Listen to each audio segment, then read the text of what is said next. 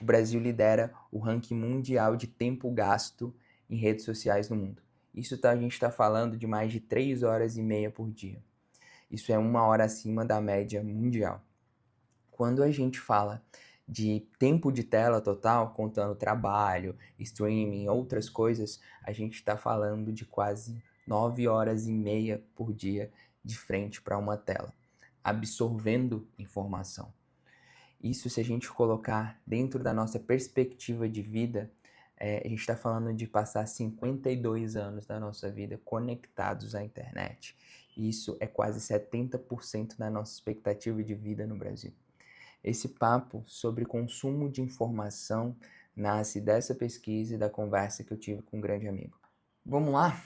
Esse papo nasceu de uma conversa com um grande amigo, Sullivan, um cara assim genial, e eu trouxe uma pergunta para ele que foi: o que você diria para alguém no início de carreira que está se sentindo ansioso com toda essa informação sobre AI? Ele respondeu de uma forma muito sucinta que a velocidade de um CPF é diferente da velocidade de um CNPJ, que é basicamente que é impossível acompanhar a quantidade de informação disponível que a gente tem, uma vez que o nosso tempo é limitado. E parece super básico, mas a gente não pratica isso no dia a dia, né? Senão a gente não teria essa sensação de que a gente está sempre atrasado. E quando eu comecei a pensar sobre isso, eu criei um gráfico, né? Primeiro no papel, depois eu passei para cá. Mas basicamente se a gente tem um tempo disponível nesse eixo aqui, no eixo Y, e uma informação disponível. E ela nunca vai ser proporcional, foi o que a gente falou. Se nada mudou aí ao longo da sua rotina, no seu dia a dia, você tem provavelmente um tempo disponível constante. Ou variou muito nos últimos anos, né? Porque você tem trabalho, você tem responsabilidades de casa, você tem uma série de coisas que você realmente tem como responsabilidade e tem o seu tempo dedicado a isso. Só que nos últimos anos, redes sociais e tudo que tem sido produzido, a quantidade de redes sociais que a gente acompanha e outros meios de informação, essa quantidade de informação ela tem crescido a múltiplos de 10, de 20, de 100, de 1000. Então, esse gap entre o tempo disponível e a informação disponível, seja qualquer assunto, tema, sua especialidade, vai ser sempre um gap muito desleal. E o que a gente tem que entender é que quando esse gap é desleal, qualquer coisa que passa do seu tempo disponível e você quer de fato acompanhar tudo, isso vai gerar uma sobrecarga que vai gerar uma ansiedade. O que eu estou te dizendo com isso, né? Se a gente tem qualquer informação adicional ao seu limiar de tempo disponível, que é essa área laranja do gráfico, ela vai ser uma sobrecarga que vai gerar ansiedade. É isso. Internalize isso, por mais simples que seja. E como é que a gente resolve isso na prática, né? Se você não quer ser um eremita e se isolar de tudo e ir de fato para o mato e não usar mais redes sociais, você precisa entender o seu limiar de absorção. O que é um limiar de absorção, né? O limiar de absorção é um conceito que a gente traz da química, da engenharia, da física, que ele é o ponto de virada ou a capacidade máxima que um organismo, material ou sistema deixa de absorver ou reter determinado elemento. O que eu quero dizer? Imagina que você está lá despejando um líquido num funil. Eu vou começar a colocar e se eu despejar demais, eu não vou conseguir absorver essa quantidade de coisa. Em algum momento isso vai transbordar. É a mesma coisa. A diferença aqui é que a gente tem a informação como esse líquido. Então, e a gente tem um limiar, que é o nosso tempo disponível. Nosso tempo disponível é esse limiar de absorção. Então, aqui, essa linha tracejada é essa mesma linha aqui desse gráfico, do seu tempo disponível. A diferença é que eu dei um zoom aqui é para entender que, para a gente lidar de forma saudável com a quantidade de informação das redes sociais, a gente precisa colocar um tempo disponível para que consumir esse conteúdo. O que eu estou dizendo, se você se acostumou a ter um hábito de toda vez que você ficar entediado, você pega o celular e em micro-horas do seu dia ali, a soma desse tempo vai ser justamente muito grande. A questão é, uma vez que você delimita pelo planejamento a hora que você vai utilizar isso, e aí você bloqueia pela agenda, aí sim você começa a lidar com essa informação de uma forma mais planejada, de uma forma mais saudável. É isso que esse gráfico diz, né? Então, assim, O nosso elemento, no nosso caso, o nosso elemento é a informação. Se a gente não define o limite do que a gente coloca para dentro da nossa cabeça, é certo que a gente vai ficar sobrecarregado o tempo inteiro. E aí eu faço uma analogia aqui. Assim como a comida, a sensação de fome e a satisfação é a nossa restrição, nosso limiar de absorção, a gente precisa definir um parâmetro mais tangível para a informação. E a minha sugestão aqui é, de fato, o tempo que a gente tem disponível. Então, entender esse tempo disponível para absorver informação voluntariamente, a gente molda ele para a nossa realidade e é mais fácil que a gente identifique e trave essa sobrecarga antes da gente senti-la. Então, o tempo é para a informação o equivalente à sensação de satisfação para a comida. Então, veja, eu usei a palavra satisfação e não cheio para fazer essa analogia, justamente porque se sentir satisfeito é absorver a quantidade necessária de alimento. Então, se sentir-se cheio é se sentir sobrecarregado com a quantidade de alimento ingerida, percebeu? Então, não é que você precisa se sentir cheio de informação, você precisa se sentir satisfeito, planejado, assim como a relação com a comida. Então, o que eu trago aqui, que são 3 passos para delimitar o seu limiar de absorção e lidar melhor com a ansiedade gerada pela quantidade de informação. A primeira delas é o tempo disponível.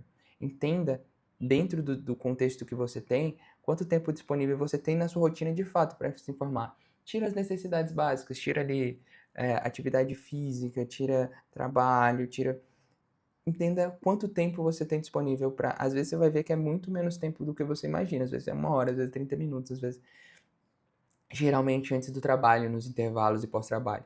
Calcule esse tempo disponível diariamente. Um cálculo simples de padaria. Esse é o seu limiar de absorção. Imagina que você tem 2 horas é o seu limiar de absorção. O segundo você precisa dividir o que é tempo de estudo e o que é tempo de entretenimento. Se você está nessa jornada de aperfeiçoamento, de construção de uma nova base intelectual, de estar estudando para algum objetivo específico, rolar o feed do TikTok é entretenimento. Se entrar na frente de um artigo com papel, caneta, um curso de pós-graduação, isso é estudo. Então, diferenciar esses dois é chave. Por quê? Ambos são informação. Ambos contam para a absorção do seu limiar de absorção do seu cérebro. Então, esse parâmetro é muito importante de colocar. A gente não entende que, se eu estou rolando o TikTok, eu estou ingerindo informação. Se eu estou estudando, eu estou ingerindo informação. Então, eu rolei TikTok, no final do dia eu estou cansado. Claro, você está cansado. Por quê? Porque você gastou esse tempo e você gastou o seu limiar de absorção absorvendo uma coisa que você não retém e é entretenimento e tá. Então, o que eu estou trazendo é que ver um conteúdo de 1 minuto na velocidade de um e-mail não é estudo. A gente precisa deixar isso claro. Não acho que você está aprendendo, você não está. Tem vários estudos que mostram que você não está e você não vai lembrar depois de 3 reels o que você colocou, a não ser que você pare, anote e se aprofunde em relação a isso. Então, dentro do seu limiar de absorção, ele deve haver blocos para estudo e blocos para entretenimento. Então, não mistura dos dois. Lembre disso na hora de priorizar os blocos. Se a sua energia ela não é infinita e o que passa do limiar, lembrando, vira ansiedade, então onde que você está priorizando? Se você está num momento de criar um bloco ali de estudo, você quer ter um objetivo com estudo, você está gastando 2 horas, das suas 2 horas, está gastando 1h30 com entretenimento, 30 minutos. Então, por mais besta que pareça isso, a gente não racionaliza e por isso que a gente não entende que isso está gerando uma sobrecarga, a gente não entende por que isso está gerando ansiedade. É uma parada no segundo plano, né? E a gente não entende muito bem se a gente não coloca isso no papel e racionaliza. O terceiro ponto são os blocos de informação. Então, separar esses blocos de informação é a parte prática que vai te possibilitar respeitar esse seu limiar. Então, o que eu estou falando para cá, né? Lembre-se que o conhecimento, assim como a vida, ele é um jogo de longo prazo. Então, crie os blocos onde você consegue estudar de fato. Isso vai te ajudar a construir um senso de progresso de conhecimento. Então, assistir os seus canais preferidos do YouTube, suas séries, ou simplesmente fritar a cabeça ali com Reels, tem espaço. Mas se você coloca restrições nesses espaços, é mais fácil criar uma trava para não ultrapassar o limiar de sobrecarga. Escolha o que você quer estudar de forma contínua, separe um bloco de tempo na sua agenda, e aí esse é o tempo de estudo. Sobretudo se você conseguir fazer isso no mesmo horário, é mais fácil para você criar o hábito. Escolha o seu bloco de tempo para entretenimento, vai ser no final do trabalho, vai ser no horário do almoço, não importa. Só separa essas duas coisas e tenta lidar com o hábito de não pegar o celular toda vez que se sente entediado. Em períodos caóticos, quem se mantém consistente nos seus blocos de tempo com seus objetivos tem uma vantagem gigante sobre as pessoas que estão sempre improvisando, sempre ultrapassando, sempre sobrecarregadas de coisas que eventualmente elas mesmas colocam sobre elas porque elas não conseguem restringir o tempo que elas têm e não conseguem separar melhor a forma como elas absorvem a informação. Então, isso acontece não só pela essa busca por esse sucesso, ou qualquer que seja a sua definição de sucesso, mas pela busca de viver em paz. A gente está falando de sobrecarga, ansiedade, que às vezes a gente está o tempo inteiro sentindo isso, mas a gente não entende, sabe que isso pode estar sendo essa coisa básica, limitar o seu tempo, a quantidade de informação que você coloca dentro da sua cabeça.